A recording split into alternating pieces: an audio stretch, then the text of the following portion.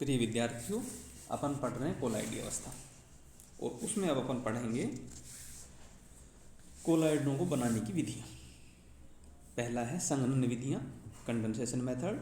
ये विधियाँ इस सिद्धांत पर आधारित हैं कि पदार्थ प्रारंभ में छोटे छोटे आयनों अथवा अणुओं से बने हैं जिन्हें प्रेरित करके एक दूसरे के निकट लाया जा सकता है, जिससे वह संयुक्त होकर ऐसे समूह बना सकें जिनका आकार कोलाइडी कण जितना होता है और उससे अधिक बड़ा न हो।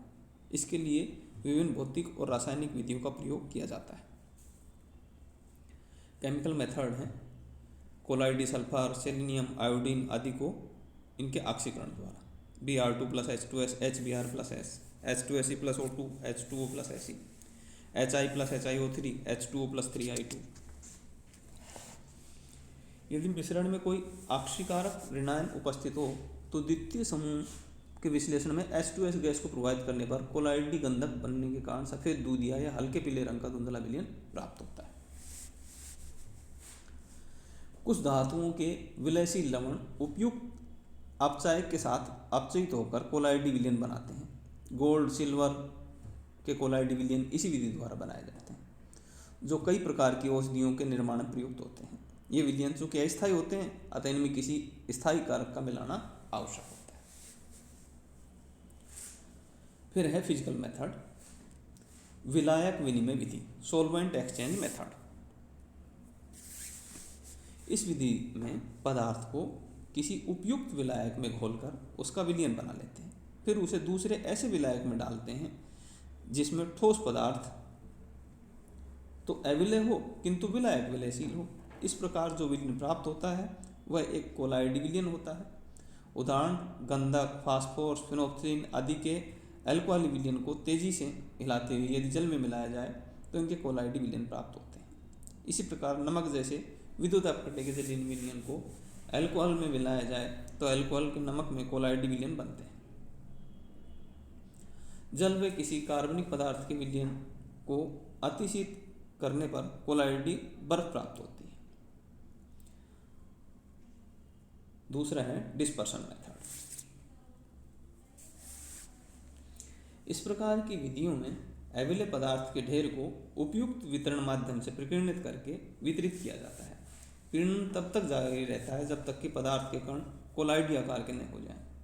अविलय पदार्थ को वितरित करने के लिए कई प्रकार की विधियां प्रयोग में लाया जाता है, जिनमें से प्रमुख है यांत्रिक वितरण, मैकेनिकल डिस्पर्शन। इस विधि में जिस पदार्थ का सोल बनता है उसका महीन चूर्ण बनाकर उपयुक्त विलायक के साथ मिलाकर एक निलंबन तैयार करते हैं।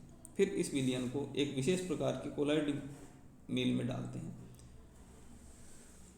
और इस चक्की को धात्विक डिस्क से बनी होती है, एक दूसरे से कुछ दूरी पर स्थित होते हैं और उनको घर्षण द्वारा एक दूसरे पर रोटेट करते हैं और निलंबन के मोटे कण पीसकर कोलाइडी आकार के कणों में परिवर्तित हो जाते हैं। फिर है विद्युत विघटन और ब्रेडिंग आर्क विधि। इस विधि में किसी धातु को कोलाइडी अवस्था में प्राप्त किया जा सकता है। जिस धातु का सोल बनाना हो उसको 2 इलेक्ट्रोड बनाकर इच्छित विलायक में डालकर विद्युत आर्क उत्पन्न किया जाता है। विद्युत आर्क के प्रभाव में उच्च ताप उत्पन्न होता है जिसे धातु के कण वाष्पीकृत हो जाते हैं, लेकिन बाह्य पात्र में विद्यमान बर्फ से उत्पन्न शीतलन के कारण ये वाष्प के कण तुरंत ही संघनित हो जाते हैं और संघनित होने पर ये कोलाइडी आकार के हो जाते हैं। फिर है पेप्टीकरण की विधि। पेप्टीकरण की प्रक्रिया स्कंदन की विपरीत प्रक्रिया है। अविलय अक्षेप को किसी सम आयन वाले विद्युत अपघट्य की उपस्थिति में विलायक के साथ हिलाया जाता है तो अक्षेप का पेप्टीकरण हो जाता है और कोलाइडी विलयन बनता है। फिर है डिस्पर्शन बाय अल्ट्रासोनिक वेव। इस विधि में एक गोल क्वार्ट्ज क्रिस्टल को 2 इलेक्ट्रोडों के साथ जोड़ते हैं। जब उसमें से विद्युत प्रवाहित होती है तो वह क्रिस्टल तेजी से घूमने लगता है और द्रव में तरंगें उठने लगती हैं, जिससे विलायक में पदार्थ के कण वितरित होकर कोलाइडी बन जाते हैं। कोलाइडों का शुद्धिकरण, प्योरिफिकेशन ऑफ कोलाइड्स।